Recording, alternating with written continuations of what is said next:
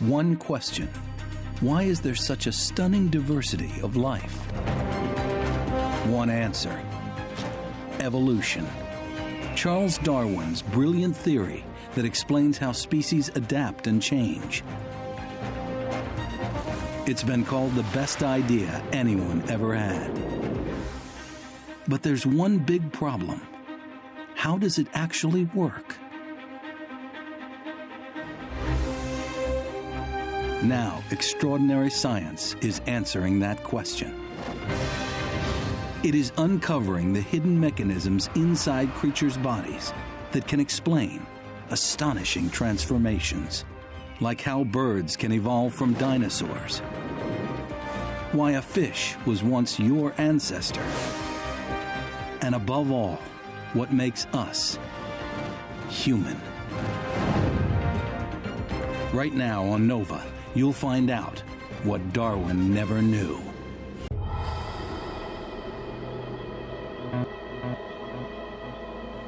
The tree of life on Earth is one of stunning diversity.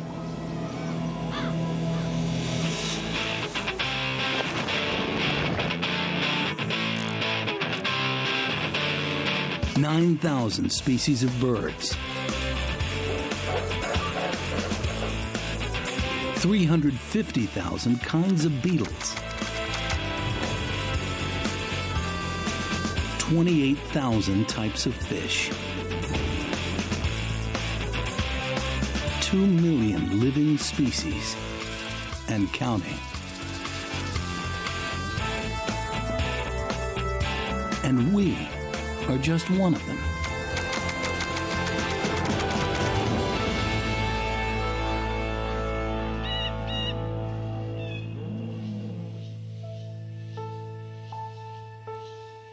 But why is there such an amazing variety of animals? Why are there so many types of fish? So many different species of beetle? How did this extraordinary profusion of life on Earth come about? Today, we celebrate the man who would ultimately answer that question.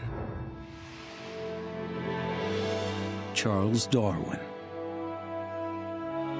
He was born 200 years ago, and it is 150 years since he published the work that has become the bedrock of our understanding of life on Earth. What Darwin wanted to understand was how you get this extraordinary diversity of life on Earth. He was spot on. He really nailed it.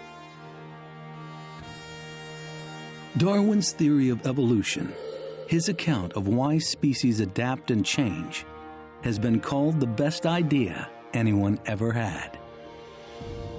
But even Darwin admitted that his work was incomplete. Vast questions were still unanswered. And the biggest question was how. How did evolution take place? He didn't know any of the mechanics of that process. He didn't understand the physical forces that would actually change the way species appeared. But today, we can answer the questions that Darwin could not.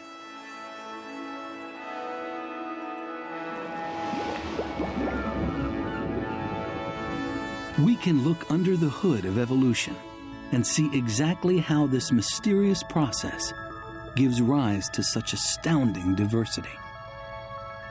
What's incredible about this time and from a scientific perspective is we're going to be able to understand that diversity.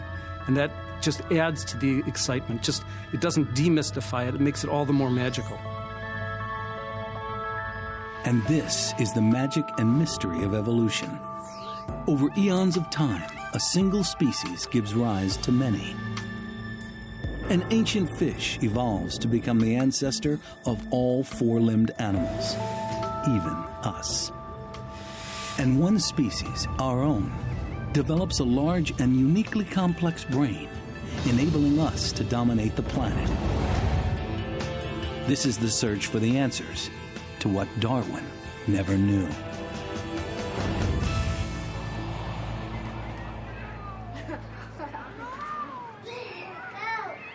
Darwin began his love affair with nature when he was a child, just like many of his modern followers, including evolutionary biologist Sean Carroll. Well, I developed my interest in animals the same way I think most biologists did, which is either going out in the backyard or going to zoos. And anytime I got a chance, I'd flip over logs and look for salamanders and snakes and frogs and things like this. And I was just fascinated with their patterns and behavior. So it was with the young Charles Darwin. Young Charles liked to traipse around the outdoors. He loved to collect beetles and things. He was a completely ordinary kid, and he didn't like school. In fact, he was such a poor student that his father, a rather successful physician and a pretty imposing figure, was worried about Darwin's direction in life. So his father packed him off to Edinburgh, the finest medical school in Europe, to become a doctor.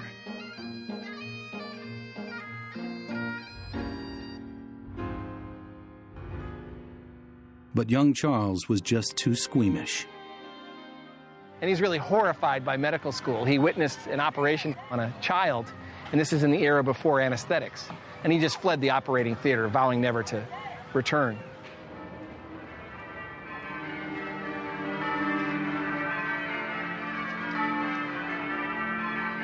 Next, his father sent him to Cambridge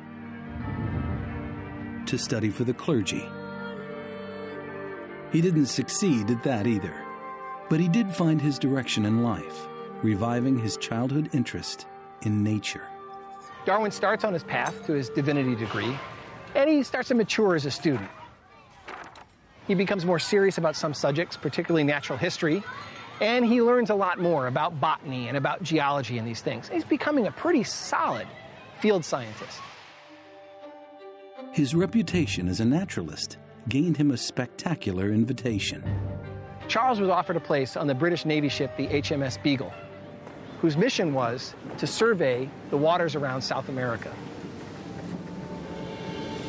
Now, the captain of the Beagle wanted a well-educated scientific person aboard and a dinner companion, somebody to share conversation with. And Darwin fit the bill perfectly.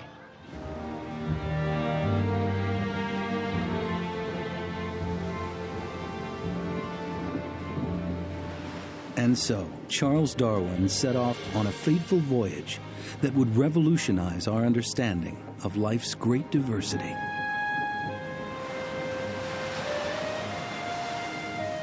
The voyage of the Beagle took nearly 5 years.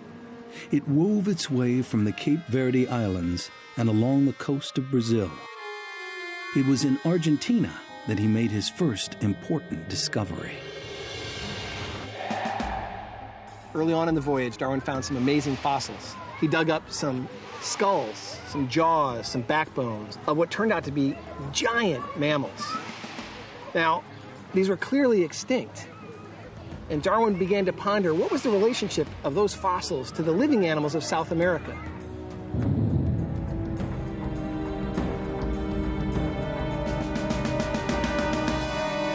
But one port of call on Darwin's voyage proved more important than all the others.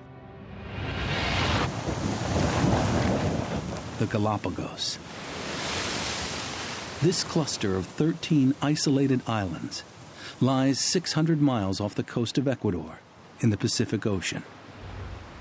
These islands are home to unusual animals found nowhere else on Earth.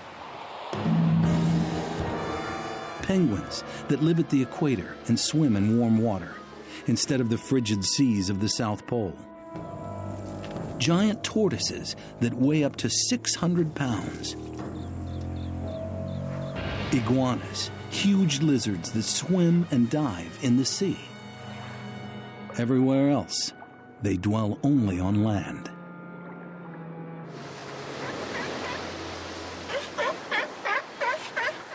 Traveling for the first time in the Galapagos, Sean Carroll is seeing the same creatures that so intrigued Darwin. Of all animals, I think these marine iguanas are the greatest symbol of the Galapagos, what I most wanted to see here. And to see them in their native habitat blending against that black rock, just as Darwin described it, it's an absolute thrill. It's a hideous-looking creature. of a dirty black colour, stupid and sluggish in its movements. They are as black as the porous rocks over which they crawl. Darwin meticulously described the iguanas in his diary, but he was far from the scientific authority he would become. The Darwin that arrived here was not the great theorist that we know today. He was a 26-year-old collector, collecting really almost at random any kind of plants, any kind of animals, any kind of rocks. He didn't even know the meaning of what he was collecting until much later. He was also fascinated by the giant tortoises, which allowed him to ride on their backs as they slowly lumbered around.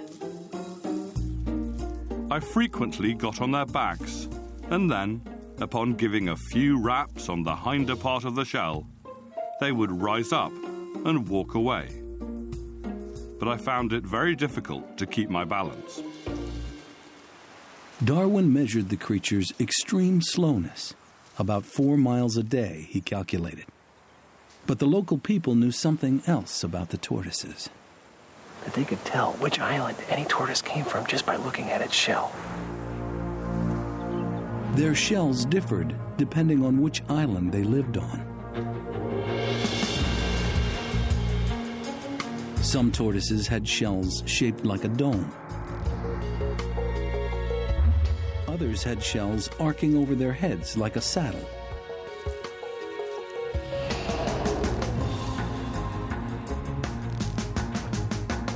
Others differed subtly in color, or by how much the bottom of the shell flared out.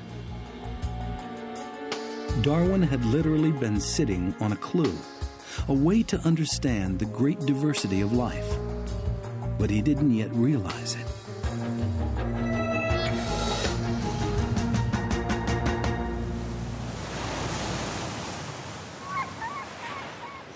Instead, Darwin turned his attention to birds.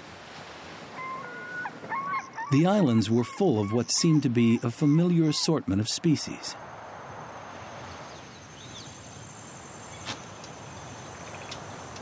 So he stuffed his collecting bag with what he thought were types of finches, grosbeaks, wrens, and blackbirds. And then, after 5 weeks in the Galapagos, Darwin and the Beagle went to other ports in the Pacific, and finally set sail for home. On board, he started to sort through the vast number of specimens he had collected on the 5-year voyage.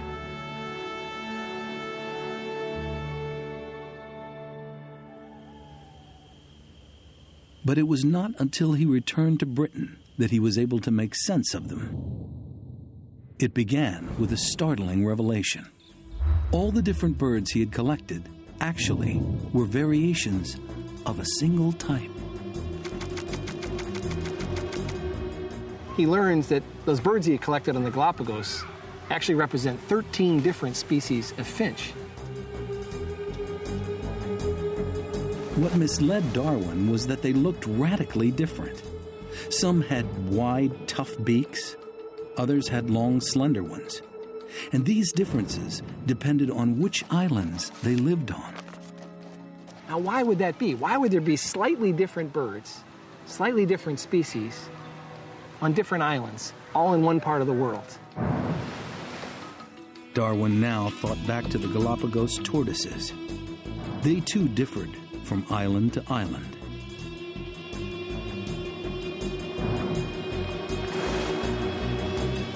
His brain began racing. Thoughts are starting to crystallize, take shape in his mind, bit by bit, bit by bit. He starts this process he describes as mental rioting, just stream of consciousness, where he's jotting down note after note after note, thoughts as they occur to him. And finally, they converge on this one idea. What Darwin now realized was that somehow, for some reason, species change.